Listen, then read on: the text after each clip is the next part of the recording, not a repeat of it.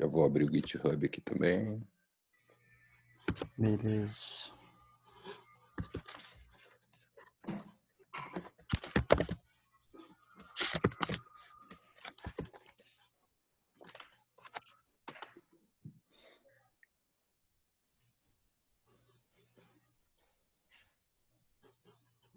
Vou compartilhar a tela aqui, então.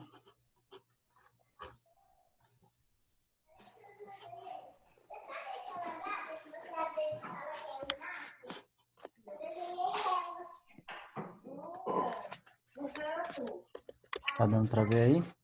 Sim. Beleza. Bom, eu vou começar então pela página do GitHub, depois a gente pode dar uma olhada no site que está em produção no Heroku, e aí a gente vai passando o código por alto, depois se tiver necessidade a gente vai entrando mais a fundo onde for necessário. Aí eu vou dando os passos também para como faz para o setup, né, do projeto localmente. Essa aqui é a página do README principal do projeto. Esse projeto, né, o Susan, ele está sendo baseado num projeto que eu tinha feito anteriormente, chamado OneStack, que é um stack de desenvolvimento rápido, assim,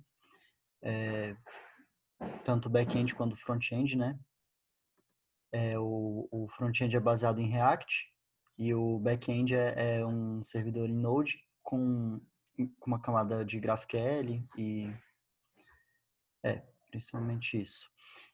O projeto ele é todo dockerizado, então, a princípio, independente do ambiente, a pessoa consegue fazer uma máquina Docker em que o projeto vai rodar, a pessoa não precisa fazer nenhuma configuração na máquina dela, então, a princípio é bem fácil de começar a desenvolver.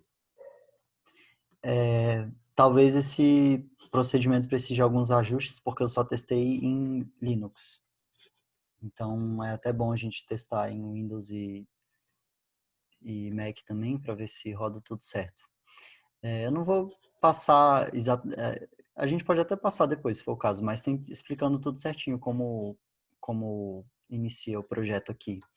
Você tem que setar algumas variáveis de ambiente, aí você instala os módulos do NPM, que ficam na máquina local mesmo, e aí você monta, né, como é que chama? Os containers do Docker. Os containers tem um container para o client, um container para o servidor, um container para o banco de dados e um container para o pgadmin, que é uma plataforma de administração de banco de dados, né? O banco de dados é um Postgres e o pgadmin é bem legal. Eu vou mostrar ele aqui. E aí depois que você tiver configurado, você consegue acessar no servidor local todos eles. Eu vou mostrar já já. De repente, quando você for, eu não sei se você vai percorrer esse processo agora ou vai para outra parte, mas você poderia mostrar ele no seu ambiente. Aí eu posso depois rodar no meu, eu até gravo o material didaticamente aqui também. Enfim, tá? Fica à vontade o que for mais rápido para você aí. Aí eu vou acompanhar. Eu ia mostrar ele aqui. Vai mostrar aqui agora, né? E Então, se vamos for o seguir. caso, eu acho que a gente pode sim. Eu até posso fazer um outro vídeo montando ele do zero. Mas eu acho que montar aqui agora seria... Beleza. É muito tempo, assim, eu acho. Bom, aí a gente tem um processo automático de deploy para o Heroku, tanto do servidor quanto do cliente. Eu vou mostrar também rodando tudo no Heroku. Vamos ver. Acho que é isso.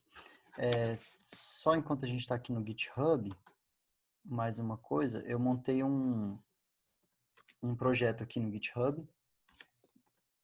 Eu não sei se você conhece, mas ele é tipo um Trello, assim, uma versão mais simples, só que eu acho melhor de usar porque ele já fica acoplado com as issues do GitHub, então fica bem bom de ver o que está acontecendo, né? Aí a gente pode ver aqui, ter mais ou menos uma noção de em que pé a coisa tá e o que está faltando fazer. Tem muito código ainda do OneStack que não se aplica a esse projeto, principalmente do front-end, que eu vou tirar assim que eu tiver um tempinho. A gente tem que também... tá meio confuso aqui, porque ele está ainda linkado ao diretório original do GitHub. Enfim, né? Remover algumas páginas, simplificar a modelagem de dados. E aí a gente vai botando issues novas aqui à medida que a gente for trabalhando. Aqui tem a página, o dashboard do Heroku. Por enquanto eu dei deploy, os dois estão no meu Heroku pessoal, né? Mas eu acho que eu cheguei até a adicionar vocês aí como contribuintes também. Mas a gente depois, se for o caso, a gente pode montar um login do Heroku pro projeto, né? Eu vou abrir aqui o cliente para a gente ver. Aí o Heroku, essa versão gratuita do Heroku, o servidor ele é Dorminhoco, né? Então, o banco de dados ele é Dorminhoco. Ah, não, na verdade o aplicativo em si, ele é Dorminhoco. Então, ele demora um tempinho para responder da primeira vez que você acessa. Depois ele vai rapidinho. Vamos esperar aqui ele. Aí. Bom, por enquanto tá assim, né? O que a gente tem é o mapa dos produtores. Aqui são testes, né? São coisas que a gente fez só para testar. Se você clica em um produtor aqui, ele seleciona, mostra os dados dele e clicando nessa aba aqui, ele vai para a página do produtor. Aí ele abre aqui. Não tem nenhum dado, né? Só a descrição e localização por enquanto. Até a gente ter os dados reais que a gente vai usar, eu achei melhor deixar o mais simples possível. Aí o mapa também é interativo, né? Você clica aqui, ele abre uma abinha mostrando e seleciona aqui o produtor. E você pode adicionar um produtor clicando aqui. Aí ele vai abrir um outro campo aqui, você pode selecionar no mapa onde ele está. A gente precisa de se a gente for usar mesmo desse jeito, a gente vai precisar ajustar a chave da API do Google, que por enquanto ela não está com todas as permissões necessárias. Então, por exemplo, eu não consigo botar o endereço aqui, porque eu não consigo acessar essa informação vindo da API do Google. Que seria muito bom, né? Conseguir linkar o endereço às coordenadas e tal. E qual a pendência para conseguir fazer isso? Eu estou usando uma chave que o Rafa tinha me disponibilizado, e aí eu perguntei para ele como é se essa chave tem todas as permissões e tal, ele ficou de me retornar e não retornou ainda. Eu vou até mandar outra mensagem para ele, porque eu acredito que essa chave seja paga. Então, tem que ver como é que a gente vai fazer, se ele tem mesmo a chave ou não. Você fala a chave do programa de desenvolvedores, Google? Ou Da com API. alguma... não tem a ver com alguma chave de API, por exemplo, do Google Suite. A Florestinha tem o Google Suite contratado. Se for o caso, a gente pode... Se isso for algum recurso que venha com o G Suite, eu acho que né? Que é aquelas configurações de tela de OAuth, essas coisas, né? Eu não tenho certeza se é a mesma coisa. Isso é a API do Google Maps, né? Eu Ah, não sei se tá. ela... Essa aqui é... Tá, tudo bem. Eu Pensando acho que nas é... outras integrações para Gmail. Ah, não, acho que não. Tá. Acho que são coisas separadas. Mas tem que dar... Eu não tenho acesso Eu ao queria entender, login, então, né? que chave é essa. Onde é que a gente vê aqui qual é esse recurso? Ele tá aqui, eu não coloquei ele no GitHub, né? Tá. Porque é uma chave secreta, Sim. mas ele fica no ambiente de testes aqui. O Rafa passou ela, eu posso te Tá. passar por mensagem depois. Mas Beleza. não tem como Beleza. fazer login só Para com eu a montar chave, né? aqui. Então não dá para ver se ela tem todas Tá. as permissões. Isso é uma coisa que a gente tem que ver certinho com o Rafa, ou fazer uma nova, se for o caso. Eu acho que provavelmente o caso, né? A gente poderia fazer uma para a Susan. Uhum. Seria o ideal. Mas tem que ver questão de preço também, tudo, né? Sim. Enfim, o front-end é esse.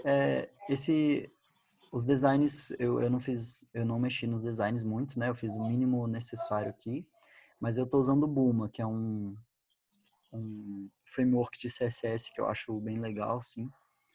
E ele já dá Tá. uma cara bonitinha, assim, inicialmente.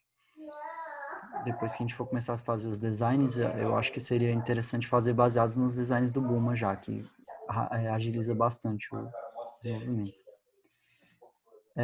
Bom, se eu vim aqui para o servidor e abrir o aplicativo do Heroku, eu consigo navegar para o GraphQL, que é o playground do GraphQL. Basicamente é um lugar onde você consegue fazer qualquer request GraphQL e obter a resposta do servidor, né? Então aqui, por exemplo, já tem gravado esse das entidades. As entidades basicamente são os produtores, né? São pessoas ou corporações que produzem alimentos, ou seja lá o que for. Então, se eu clico aqui, ele me retorna todas as mesmas entidades que vão estar lá no site. Isso é muito bom para desenvolver, né? Para ver quais são os dados que tem atualmente e tal, Tanto fazer pessoa quanto certas... local é entidade.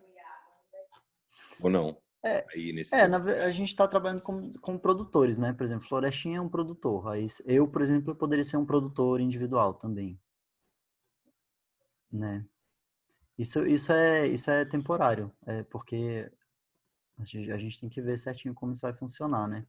A gente não está trabalhando com usuários do aplicativo ainda, tipo, você não vai fazer login e tal, porque nesse estágio não tem nenhum benefício disso, né?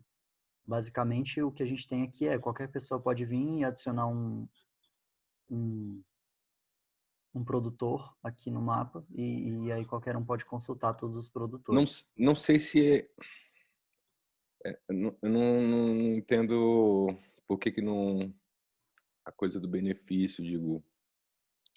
O site ele precisa receber pessoas e lugares, né?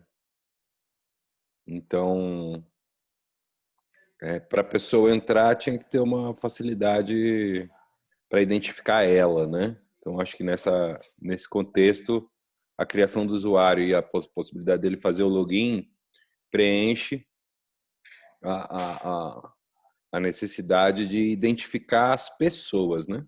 Que vai ter, por exemplo, aqui na Florestinha, não é uma relação 1 para 1 entre eu e a Florestinha, né? Tem a Michi, tem todos os parceiros que estão aqui, né?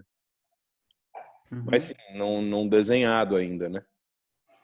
Quando você diz pessoa, você diz necessariamente membros de alguma instituição que produz alguma coisa ou poderia ser um usuário qualquer? Então, pode entrar você que não é produtor, você pode entrar e navegar e comprar, sei lá, no futuro. No futuro vai comprar, mas digo, você pode se É identificar e porque... botar uma mensagem para um produtor, né?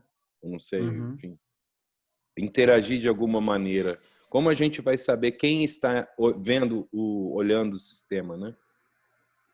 É porque, assim, com certeza vai ter essa funcionalidade, mas eu acho que a gente tem que deixar isso certinho, porque é, é, o sistema já tem isso, né? Já tem um sistema de login, seria só uma questão de habilitar ele aqui. Massa. Mas a gente, sabe, tem que diferenciar como é que vai ser a relação entre um usuário e um produtor. Um usuário pode ser como se fosse um membro do Florestinha, ou ele pode ter É. sabe, tem que pensar isso certinho. E também, assim, qualquer pessoa, a princípio, poderia entrar e ver os dados, né? Mesmo que ela não tivesse se cadastrado e feito login. Então, a gente tem que pensar qual vai ser a diferença de um usuário que fez login e de um usuário anônimo que está navegando e tal. O que fez o login vai poder administrar o próprio local dele. Uhum. A Não gente tem que vai pensar, tá? poder eu Então, administrar o seu local. claro. Então, um usuário, ele poderia ou não ter um local, e aí se Exatamente. ele... Todo mundo entra como usuário e todo mundo é usuário. Aí, se você tem um local, você criou o local, aí você, para aquele local, você é o usuário owner, sei lá o que for.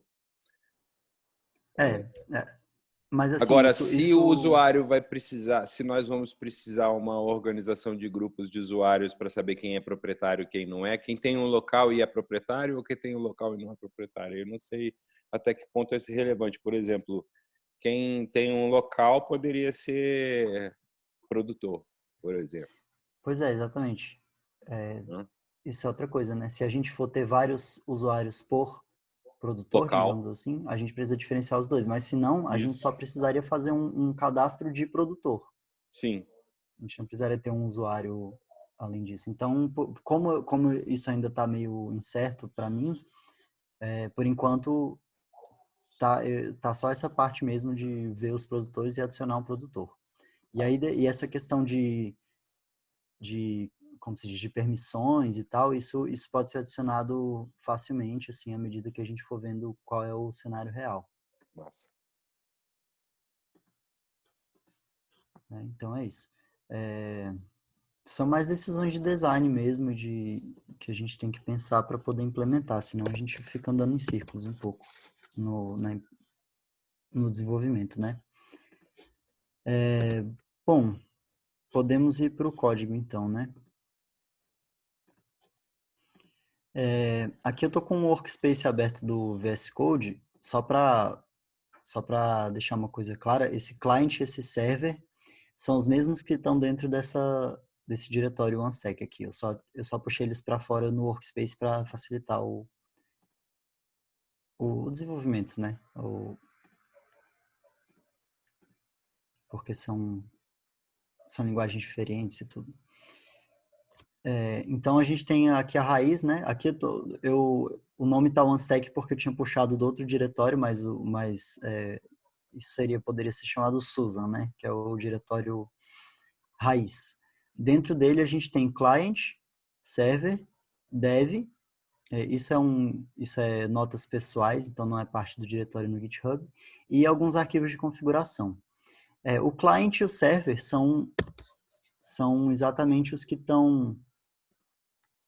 Não, isso tudo vem para um único diretório no GitHub aqui. Client, server, dev e os arquivos de configuração.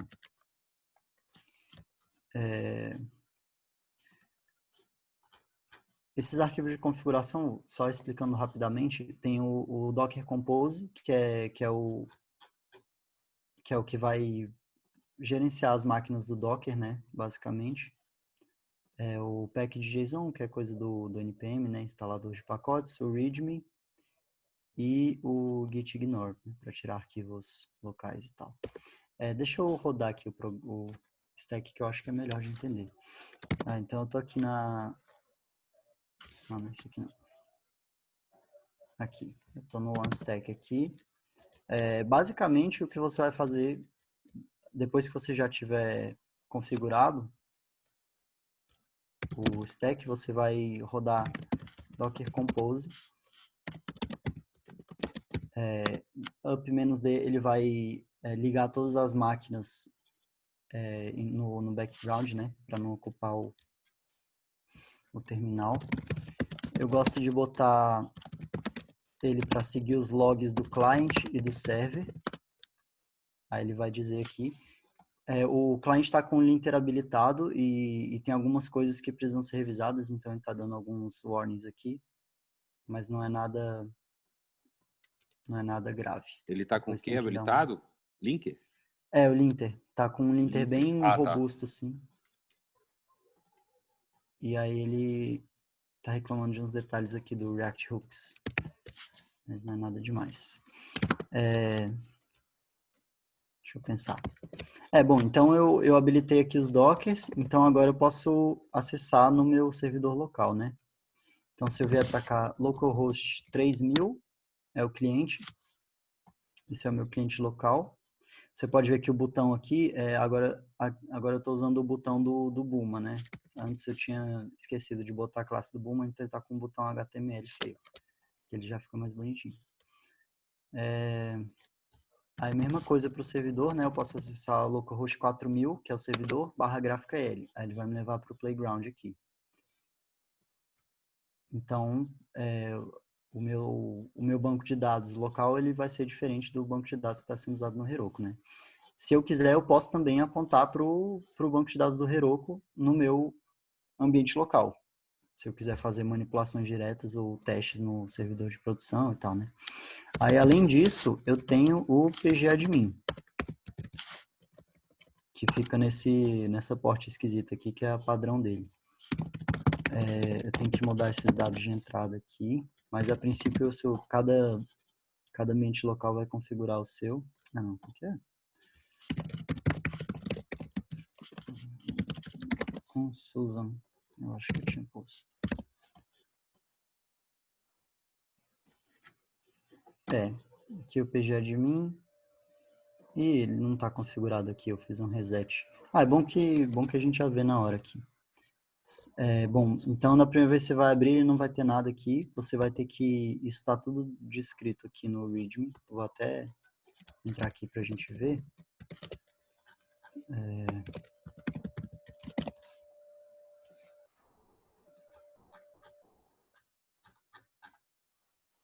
Aqui, ó, setup pgadmin. Ó, Susan. A gente vai vir aqui em connection, né? Hostname address. Beleza, vamos ver se vai dar certo isso aqui. Poxa, deixa eu olhar aqui. Isso aqui.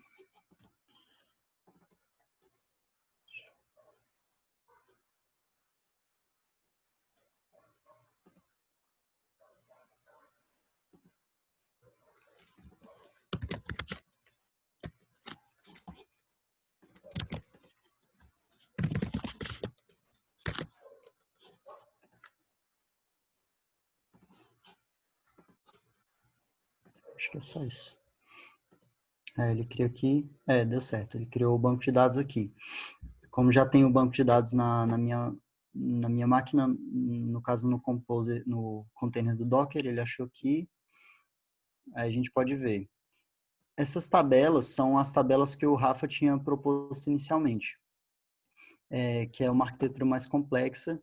É aquela coisa que eu estava falando, né? Eu acho que não vale a pena pensar a arquitetura completa antes de pensar no uso mesmo, em como o usuário vai interagir com o programa, né? Então, o que eu estou fazendo por enquanto eu estou usando basicamente só essa tabela de entidades que Nós equivalem a... temos liberdade aqui para definir isso agora mesmo, tá? Não tem nenhuma... Uhum. Eu já passei por todo esse conjunto de dados aí. Quando chegar o momento, a gente pode falar. Beleza. Mas aí a gente pode olhar aqui, por exemplo, se eu posso fazer uma query aqui de todos os rows de entidades, e aí eu vejo aqui como elas estão no banco de dados. Tem quase uma relação de 1 para 1 com o que vem do GraphQL, né? Então, se eu quiser ver num nível mais básico, assim, o que está acontecendo no banco de dados, ou quiser fazer manipulações direto no banco de dados, eu posso usar esse pgadmin. Ou eu posso usar também o PSQL, né, no terminal mesmo, também funciona. Só mostrar mais uma coisa importante. Isso tudo que eu estou falando é se a gente quiser usar os containers do Docker, que eu acho que é a melhor opção, porque padroniza o desenvolvimento e é mais fácil, é mais rápido de fazer a primeira configuração. Mas isso tudo pode ser montado localmente também, se a pessoa tiver um pouco de conhecimento assim de como funcionam essas coisas, dá para fazer. Mas ó, se eu abrir aqui o Docker Compose, aqui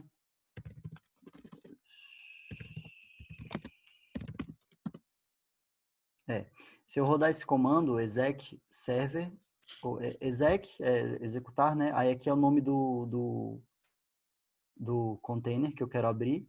Por exemplo, eu posso abrir o server e bash. É como se eu tivesse aberto um terminal na máquina Docker do servidor. Então eu posso fazer manipulações aqui também, né? Por exemplo, eu posso rodar o Kinex, que ele é uma camada para facilitar o setup do banco SQL, né? Para você não ter que escrever SQL na mão. Eu posso fazer operações como migrações aqui, né? Kinex migrate latest, por exemplo. Então, digamos que eu tenha feito uma mudança no banco de dados, aí eu posso abrir aqui o Composer. Oi? Faltou o R do migrate. É isso. Aí já está na última versão. Só mostrando aqui alguns usos que isso pode ter. Posso ir direto para o código ou você tem alguma dúvida, Dax?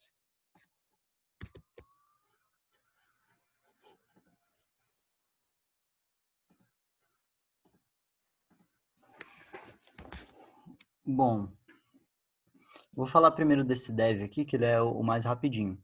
O que a gente tem nele? A gente tem alguns scripts que facilitam as operações, né? Por exemplo, a gente tem aqui um para fazer o deploy no Heroku do servidor, um para fazer o deploy do cliente. A gente tem esse para botar no GitHub o servidor e botar o cliente. Isso aqui é bom saber, porque não é o Git está configurado de um jeito um pouco diferente aqui, né? Você pode ver que não é só dar git push origin master, né?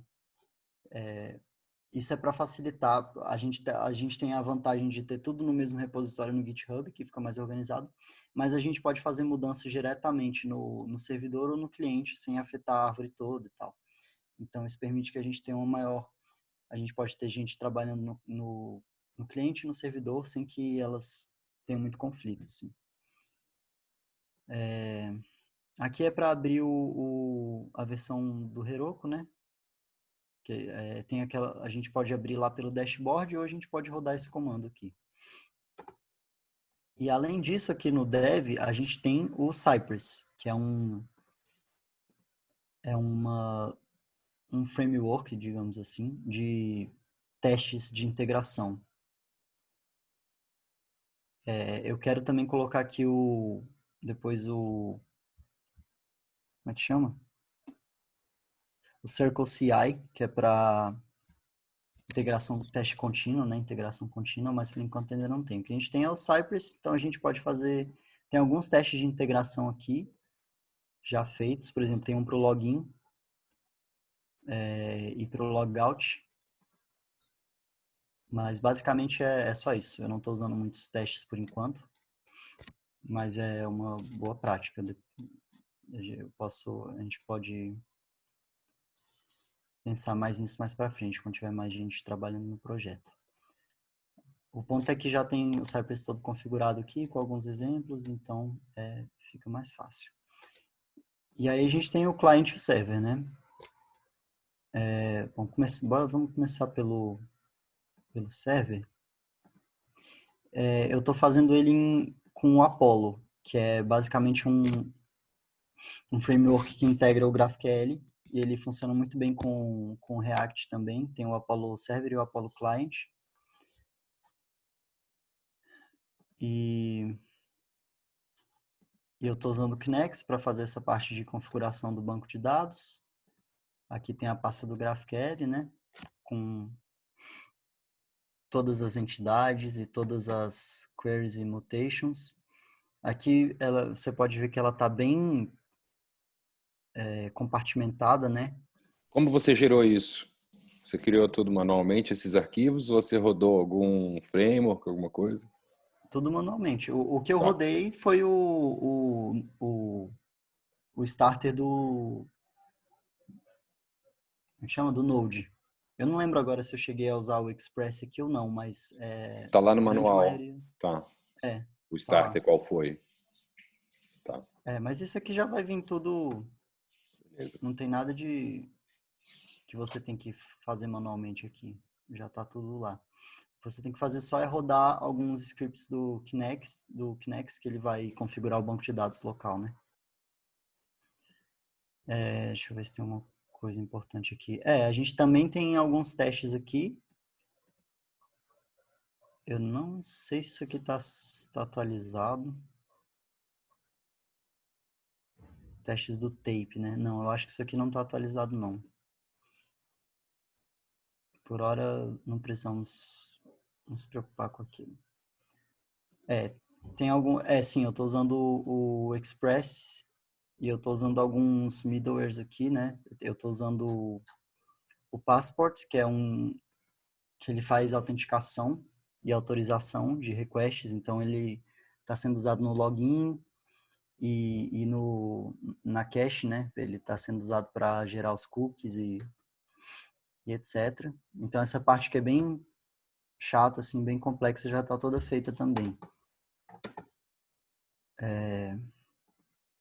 Aqui os data sources são equivale ao banco de dados, né? A gente tem as migrations aqui do Kinext. do Kinex, quer dizer, que adicionou algumas tabelas. Isso aqui foi todo o trabalho do Rafa, né? Daquelas tabelas que a gente viu mais cedo. E aqui as seeds, que são os dados padrão que a gente está usando ali, os dados mock por enquanto, né? Se a gente ver aqui nos entities, a gente vê lá Florestinha, Terrebuma, aqueles que a gente viu no site. E a gente tem usuários já, eles só não estão habilitados no front-end por causa daquilo que a gente estava discutindo, né? Mas depois que a gente tiver certinho como vai funcionar, é muito rápido de colocar isso para funcionar. Aí aqui também cada pasta corresponde a uma entidade no banco de dados, né? E cada arquivo equivale a um dos métodos dessa entidade. Então a gente tem uma pasta para criar um contato, deletar, pegar todos, pegar por ID e fazer um update. Todos seguem mais ou menos essa linha, mas fica bem compartimentado, fácil de dar manutenção e tal.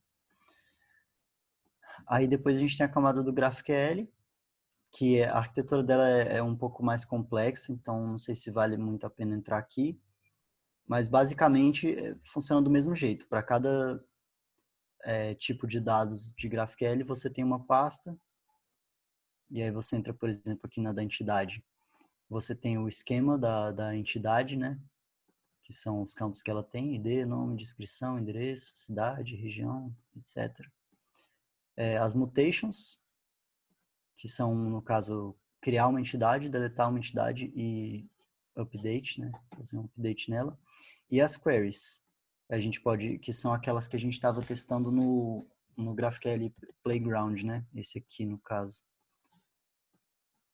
Calma, cadê? Esse aqui. Então, essa query que a gente está fazendo aqui de todas as entidades, que a gente pode... O GraphQL, ele funciona assim, né? Você pode pedir exatamente os campos que você quer. Então, ele é mais otimizado do que se você usar só um SQL puro, né? Você vê aqui, eu pedi só ID description, ele dá ID description de todas as entidades. Isso equivale a... Onde elas foram inseridas lá no GraphQL? Então, aqui, GraphQL /entity /mutations, ou /queries. Aí aqui eu declaro a query de todas as entidades, que é aquela. As entidades são cadastradas pelo código lá no adicionar entidade lá, né? Create entity. Você pode tanto... Você tem vários jeitos de adicionar, né? Você pode adicionar... O jeito que elas vão ser adicionadas na prática pelos usuários vai ser por aqui, né? Nessa página de criar nova entidade. Você vai vir aqui, escrever veja que elas equivalem aos campos do GraphQL, e aí, tipo, a mutation vai rodar, e a entidade vai ser adicionada, e aí, na implementação aqui do GraphQL, você vê que ele chama os data sources, ou seja, ele vai usar o método create do banco de dados. Se eu abrir aqui, ó, data sources, entity, create, ele está chamando esse cara aqui, que basicamente ele vai chamar o método insert do Kinex, que é aquilo que eu expliquei mais cedo, que vai gerar uma tabela SQL lá no servidor. Então, é uma arquitetura que tem muitas camadas, mas ela... O código que lê, que abre e monta aquela tela, ele está onde aí? Então, aí é na pasta client, no front-end, Isso. né? Ah, tá, você vai tirar. Eu vou chegar lá depois. Tá. Isso aqui é tudo back-end. Por exemplo, se eu vier aqui no playground do GraphQL, eu posso também rodar a mutation. Aqui, ó, create entity. Eu posso chamar aquilo que a gente acabou de ver por aqui. Ó, eu posso... Aqui tem as variáveis, né? Eu boto meu produtor,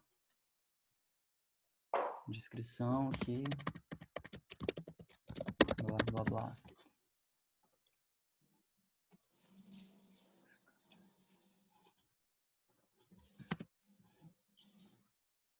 Pronto, ele criou uma entidade nova aqui, ID8 meu produtor. Então, se eu vier aqui e pedir a entidade com ID8, ele vai me retornar aquela que a gente acabou de criar.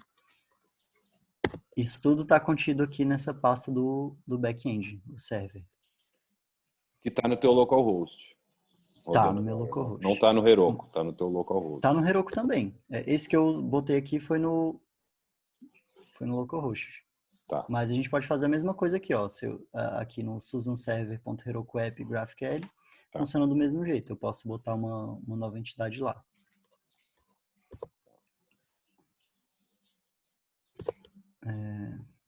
Tô sempre abrindo a janela errada aqui. Deixa eu fechar ela.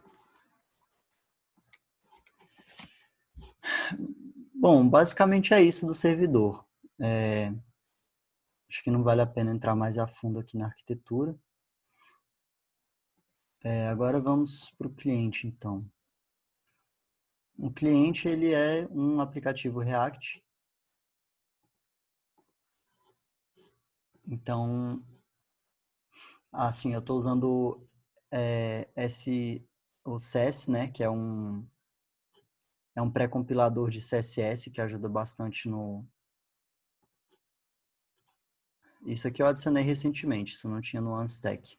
Mas ele ajuda a usar os estilos do CSS, né? Fica melhor.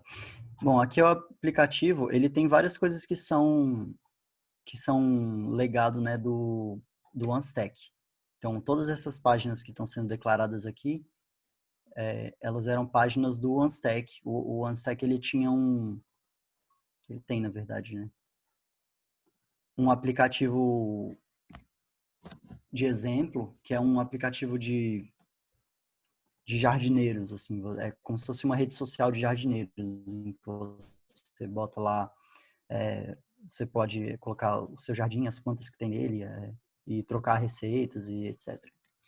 E, por enquanto, isso aqui está só tudo comentado aqui, mas eu vou arrancar tudo daqui para deixar só as coisas do Susan. A próxima tarefa a ser feita lá no projeto do GitHub. O que está ativado por enquanto é a Home, que é aquela que a gente estava olhando, que tem um mapinha. A Entity Create Page, que é aquele formulário, esse formuláriozinho aqui, de criar um produtor novo.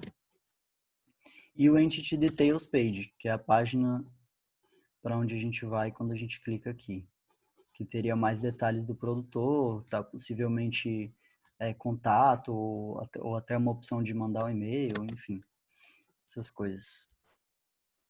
Que no futuro vai ser uma landing page do sítio daquele produtor. Exatamente, exatamente. Aí, em termos de arquitetura, eu estou usando essa divisão por enquanto. A gente pode trocar também, se for o caso, depois, mas eu tenho um diretório para páginas, né, autoexplicativo, né? E eu tenho um diretório separado para componentes que são reutilizáveis. Então, tem, por exemplo, botões que são usados em várias páginas. Eu tenho um componente para erros de network, erros de dados, enfim.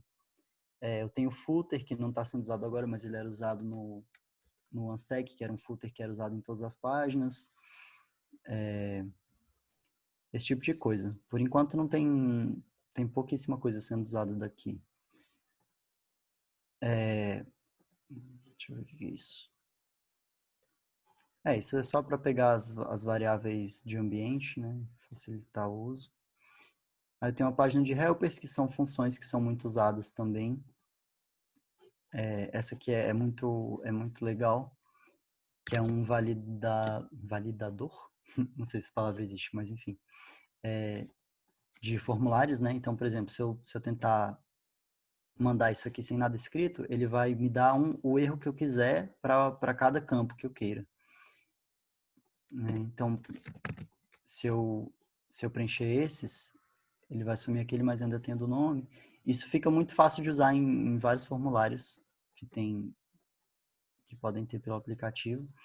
E eu posso fazer coisas mais complexas, né? Tipo, eu posso verificar se o e-mail está bem formatado, se o endereço está bem formatado, várias coisas. Tem uns outros detalhes aqui. Isso é para upload de imagens, que a gente não está usando agora, mas que é bem útil também, já está configurado. Isso são assets padrão, a maioria era usado pelo aplicativo antigo do Unstack lá. Aqui é uma página de dados mocados que eu acho que a gente nem vai usar muito, porque o back-end já está tudo configurado. E as páginas, né? Então, a gente pode entrar, por exemplo, aqui na home, para a gente ver que ela é bem simples. Eu tenho pages barra home, e aí eu tenho o home page aqui. O front-end, assim como o back-end, ele é bem modular.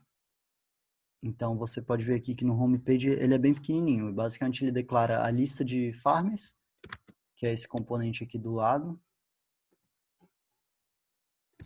O mapa, que é esse aqui do meio. E o farmer info, que seria essa página aqui que tem informações sobre o fazendeiro. E aí a gente tem um botãozinho embaixo para criar uma nova entidade.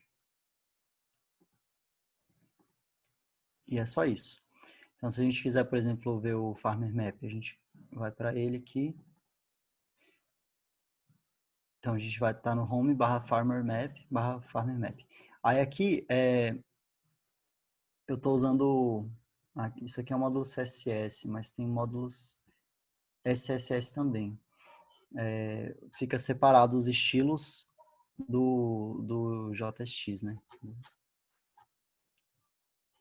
Tem alguns inline styles também, mas isso é para quando é suficientemente complexo, é melhor a gente colocar em um arquivo separado. Tem coisas que não dá para fazer inline também, né? Tipo, usar essas variáveis do CSS, tipo hover, essas variáveis de estado, né?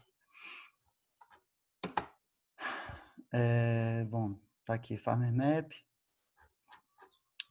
Aí essa aqui é aquela API da Google que eu estava comentando, né? Existe esse Google API Wrapper aqui, que vem desse pacote do React, que ele faz o setup, né, da API do Google Maps para o React. E aí ele pede uma API Key. Eu estou usando essa que o Rafa me passou, mas que tem aquele problema, né? Que eu não sei se é um problema dela ou se é algum problema de implementação. Fica difícil para mim ver porque eu não tenho acesso ao login dela. Então eu não consigo ver se ela tem tudo que eu preciso ou não. Eu não consigo testar muito bem. Mas basicamente é isso. Eu estou priorizando usar aqui componentes funcionais e componentes pequenos, né?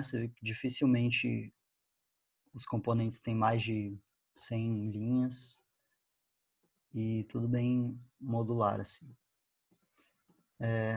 Acho que é isso do front-end.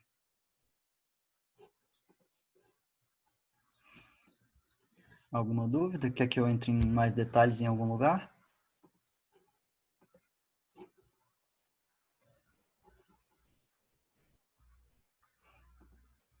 Você tá aí, Dax? Você tá mutado.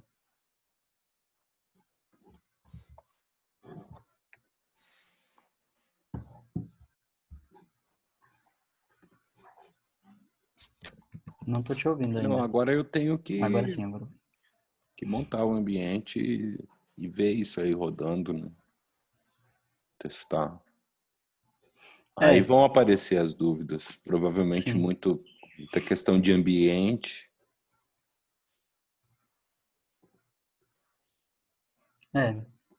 Vai seguindo o README aqui, ele tá bem explicadinho. Se alguma coisa acontecer que não tá descrito aqui, você vai me avisando. Pode ser que aconteça porque você tá usando o Mac, né?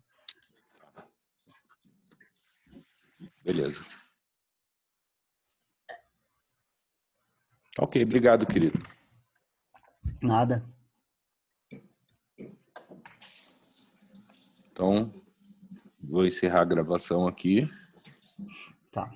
E aí vou seguir, vou fazer um reconhecimento, né? Vou me aprofundar nesse código aí. E aí vamos prosseguindo. Tá? E como é que você tá? Você acha que você vai conseguir interagir de alguma maneira nesses, sei lá, dias, semanas, meses? Como é que você vê isso? Que tipo de apoio você acha que você vai conseguir entregar, sei lá? Pois é, eu tô com poucas horas disponíveis de trabalho, assim, de desenvolvimento. Mas e onde você for colocaria mais elas? E onde você alocaria elas? A princípio, nessas tarefas que estão no GitHub, né? Em terminar Limpar o de código lá do limpar o stack? código, E aí, depois que tiver os dados certinho, fazer essa parte também, né? De limpar o back-end, ver o que a gente vai precisar, implementar a parte de usuário, de login e tal. Tá ok. Mas isso é o que eu pensei, mas se tiver alguma coisa mais urgente também, Não, aí vamos agora ver. tem que entrar no trabalho e para começar a ter contexto. Uhum. Tá? Então é isso, querido. Obrigado pela aulinha aí. Beleza. Aí, assim, se for mais gente começar a trabalhar, eu também posso marcar reuniões e tal, ensinar, porque é um stack que ele é um pouco difícil de começar a programar, assim, porque ele é bem complexo e tal, tem muita coisa. Tá, E talvez seja importante. beleza. Vou agora tratar de ter dúvida. Beleza. Falou, querido. Um abraço. Valeu. Abraço, Dax.